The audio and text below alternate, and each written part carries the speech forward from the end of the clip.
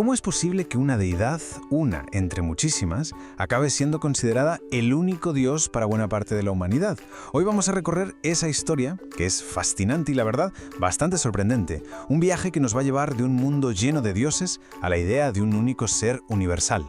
A ver, vamos a meternos de lleno en esta pregunta, pero no tanto como una cuestión de fe, sino más bien como una investigación histórica. ¿Cuáles fueron los pasos, los giros y los acontecimientos que transformaron completamente la forma de pensar y de creer en el antiguo Oriente Próximo? Para empezar, tenemos que hacer un viaje en el tiempo. Hay que imaginarse un mundo que, la verdad, no se parece en nada al nuestro. Un mundo que era, por definición, politeísta. Es que es imposible entender el monoteísmo si no vemos primero de dónde salió. Los primeros israelitas no vivían en una burbuja, eran parte de la cultura de su tiempo, la cultura cananea, donde la existencia de muchos dioses era algo tan normal como que el sol sale cada mañana. En esta tabla tenemos a los protagonistas de la época, por así decirlo. A la cabeza de todos estaba él, el padre de los dioses, el creador. De hecho, fíjense qué curioso, el propio nombre Israel significa el que lucha con él. Y junto a él, claro, estaban otras figuras importantísimas como Baal, el dios de la tormenta, crucial para que lloviera, y Asera, la diosa madre. Y es justo en este escenario divino tan concurrido donde una nueva figura empieza a ganar protagonismo. Un dios cuyo nombre acabaría resonando a través de la historia, Yahvé. Lo que nos dice la historia y la arqueología es que Yahvé no era en origen uno de los dioses principales de Canaán. Parece que viene más bien del sur, de zonas desérticas. La mención más antigua que tenemos no es ni siquiera bíblica, sino egipcia, y lo relaciona con unos pueblos nómadas. Esto nos dibuja un primer Yahvé como un dios guerrero, un dios de las tormentas, muy poderoso, venerado por gentes del desierto.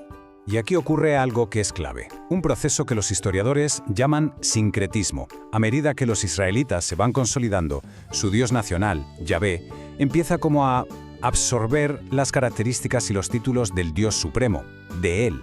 Es decir, el poderoso Dios guerrero del desierto empieza a adoptar también los rasgos del Padre Creador, del jefe de todo el panteón. Este pasaje de la Biblia es una auténtica joya porque es como una foto de esa época.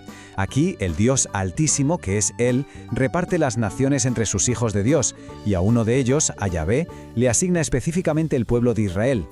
Ojo, esto es muy importante, todavía estamos en un universo con muchos dioses. Pasemos ahora a una etapa intermedia que es crucial y que a menudo se nos pasa por alto. Una época en la que Yahvé ya era el Dios supremo para Israel, de acuerdo, pero todavía no estaba solo. Así que el concepto clave aquí es este, la monolatría. No es lo mismo que el monoteísmo. La monolatría viene a decir, nuestro Dios es el único al que debemos adorar. En cambio, el monoteísmo afirma, nuestro Dios es el único que existe. Es una distinción fundamental, como ven. En los reinos de Israel y Judá, la batalla religiosa no era sobre si existían otros dioses. Todo el mundo daba por hecho que sí.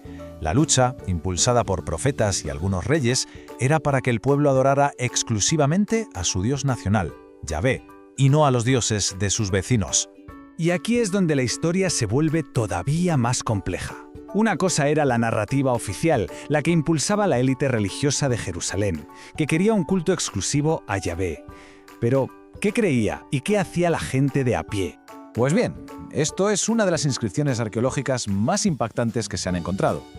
Se descubrió en un antiguo puesto de caravanas, en el desierto, garabateada en una vasija, y es una bendición que une explícitamente a Yahvé con la diosa Acera como su pareja.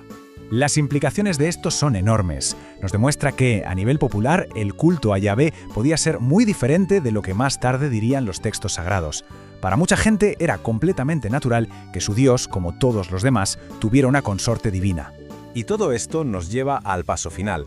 ¿Cómo se pasó de adorar a Yahvé y su consorte Asera, entre otros muchos dioses, a la creencia radical de que solo existe un Dios en todo el universo?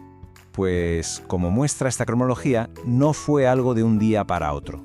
Fue un proceso largo y muy conflictivo. Figuras como el profeta Elías lucharon contra la veneración de Baal. Reyes como Josías intentaron eliminar otros cultos. Pero el verdadero punto de inflexión fue una catástrofe nacional. En el 586 a.C., los babilonios conquistan Jerusalén, arrasan el templo de Salomón y deportan a la élite a Babilonia. Esto fue un trauma existencial. Su tierra, su rey y su templo, que era el hogar terrenal de su Dios, habían sido destruidos. Esta era la pregunta que lo cambiaba todo. En el pensamiento antiguo, una derrota militar era una derrota de tu Dios. ¿Quería decir esto que el dios de Babilonia, Marduk, era más fuerte que Yahvé? Para muchos, la respuesta habría sido que sí, claro.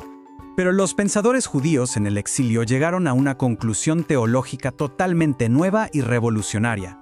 No, Yahvé no fue vencido. Es tan poderoso que controla a todas las naciones, incluida Babilonia. La destrucción no fue una derrota de Dios, sino el juicio de Dios sobre su propio pueblo. Y esto, por primera vez, convierte a Yahvé en un Dios universal que dirige toda la historia. Y así, de las cenizas de la destrucción, nació una idea que iba a cambiar el mundo para siempre.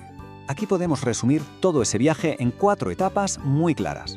Del politeísmo, pasando por la fusión con él y la etapa de la monolatría, hasta llegar, a través de la crisis del exilio, al monoteísmo estricto. Un dios nacional se había convertido en el dios del universo. El impacto de esta revolución intelectual y espiritual es incalculable. 3 de las religiones más grandes del mundo se basan en esta idea, una idea que se forjó en los reinos de Israel y Judá hace más de 2 milenios. Y terminamos con una pregunta para la reflexión. Entender que las ideas, incluso las más fundamentales como la naturaleza de Dios, tienen una historia, una evolución y un contexto. ¿Cómo influye eso en nuestra forma de ver las creencias, la cultura y los conflictos de nuestro propio tiempo? Gracias por acompañarnos.